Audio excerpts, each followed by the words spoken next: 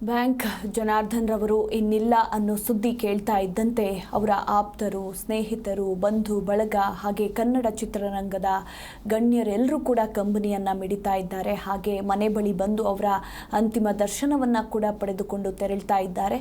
ನಾನು ಆಗಲೇ ಹೇಳ್ತಾ ಇದ್ದೆ, ಇನ್ನೇನು ಸಂಜೆಗೆ ಕ್ಷತ್ರಿಯ ಸಂಪ್ರದಾಯದಂತೆ ಪೀಣ್ಯದಲ್ಲಿ ಅಂತ್ಯಕ್ರಿಯೆ ಜರುಗಲಿದೆ.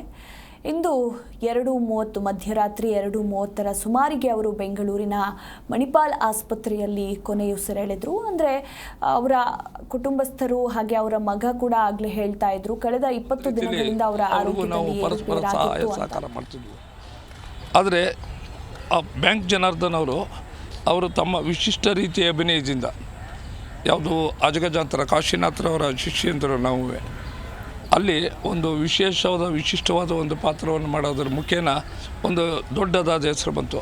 ಆಮೇಲೆ ಭಾಳ ಸಂತೋಷಪಟ್ಟು ಬ್ಯಾಂಕ್ ಜನಾರ್ದನ್ ಹೇಳ್ತಿರು, ಸೀತಾಂಜನೇಯ ಅನ್ನೋ ಒಂದು ಸಿನಿಮಾ ಬಂದಾಗ ಅದು ದೊಡ್ಡ ಕಟ್ಔಟ್ ಬಂದುಬಿಡ್ತು ಮೂವಿ ಲ್ಯಾಂಡ್ ಥಿಯೇಟ್ರಲ್ಲಿ. ನಮಗೆಲ್ಲ ಭಾಳ ಸಂತೋಷ ಆಗೋಯ್ತು. ಅದ್ರ ಜೊತೆಗೆ ಉಪೇಂದ್ರರವರ ವಿಶ್ವ ಸಿನಿಮಾದಲ್ಲಿ ನಮ್ಮ ಬಿರಾದಾರವ್ರ ಜೊತೆ ಒಂದು ವಿಶೇಷವಾದ ಪಾತ್ರ. ಇವರು ಜೋಲ್ ಸುರಿಸ್ಕೊಂಡು ಕೂತಿರ್ತಾರೆ, ಅವರು ಬೇಯಿಸ್ಕೊಂಡು ಹೋಗ್ತಾರೆ, ಬೈಯೋದು ಭಾಳ ವಿಶಿಷ್ಟವಾದ ಪಾತ್ರ ಅದು. ಬ್ಯಾಂಕ್ ಜನಾರ್ದನ್ಗೆ ತಮ್ಮ ವಿಶಿಷ್ಟ ವಿನೂತನ ಶೈಲಿಯಲ್ಲಿ ತಮ್ಮದೇ ಆದ ಛಾಪನ್ನು ಮೂಡಿಸಿದ್ದಂಥವ್ರು. ಆ ರೀತಿ ಹಿರಿಯ ಕಲಾವಿದರಲ್ಲಿ ಕಳ್ಕೊಂಡಾಗ ನೋವಾಗುತ್ತಮ್ಮ, ಮಾತಾಡೋದಕ್ಕೆ ಬರಲ್ಲ.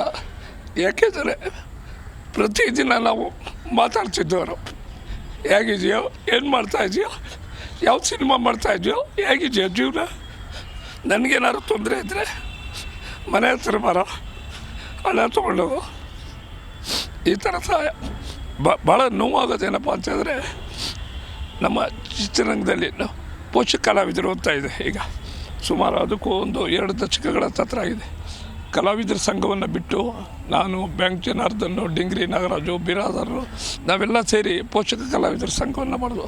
ಅದ್ರ ಮುಖ್ಯನ ಈಗ ಸಂಸ್ಥೆ ಭಾಳ ದೊಡ್ಡ ಪ್ರಮಾಣದಲ್ಲಿ ಬೆಳೆದಿದೆ, ಒಡಕುಂಟಾಗಿದೆ, ನೋವಾಗಿದೆ. ಈ ಥರ ಸಂದರ್ಭಗಳಲ್ಲಿ ಯಾರೇ ನಿಧನರಾದಾಗ ಹಿರಿಯ ಕಲಾವಿದರಿಗೆ ಗೌರವ ಕೊಡಬೇಕು.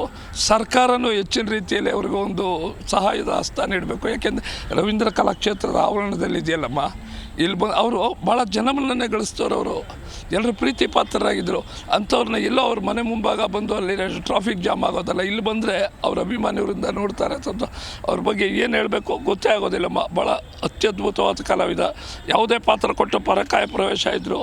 ನಾನು ನಮ್ಮ ಉಮಾಶ್ರೀ ಅವ್ರಿಗೆ ಇವತ್ತಿನ ಫೋನ್ ಮಾಡಿದೆ, 3 ಸಲ ಫೋನ್ ಮಾಡಿದೆ. ಅವ್ರು ಮಾಡಿದ್ರು, ಇಲ್ಲಿ ರವೀಂದ್ರ ಕಲಾಕ್ಷೇತ್ರದಲ್ಲಿ ವ್ಯವಸ್ಥೆ ಆಗಿದೆ ರಮಾನಂದ್ ಅಂತ ಹೇಳಿದ್ರು. ಆಮೇಲೆ ಅವರ ನೆಂಟರು ಮೋರೆ ಅಂತೇಳಿ ಭದ್ರಾವತಿಯಿಂದ ಹೊರಟ್ರು. ಅವ್ರು ಹೇಳಿದ್ರು 2 ಗಂಟೆಗೆ ಇಲ್ಲಿಗೆ ಬಾಡಿ ಬರುತ್ತೆ ಅಂತೇಳಿ.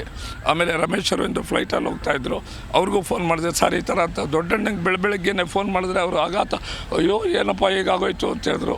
ನಟಿ ಜಯಲಕ್ಷ್ಮಿ ಅವರು ಬೆಳಗ್ಗೆ 5:30 ಫೋನ್ ಮಾಡಿದ್ರೆ ಅವರು ಇವತ್ತು ಮಲಯಾಳಿಗಳಿಗೆ ಹೊಸ ವರ್ಷ. ಅಯ್ಯೋ ನನ್ನ ಕಾರ್ಯಕ್ರಮಕ್ಕೆ ಹೋಗೋಕ್ಕಾಗಲ್ಲ ರಮಾನ. ಬ್ಯಾಂಕ್ ಜನಾರ್ದನ್ ಭಾಳ ಸಜ್ಜನರು, ಒಬ್ರಿಗೆ ಮೋಸ ಮಾಡಿದವರಲ್ಲ.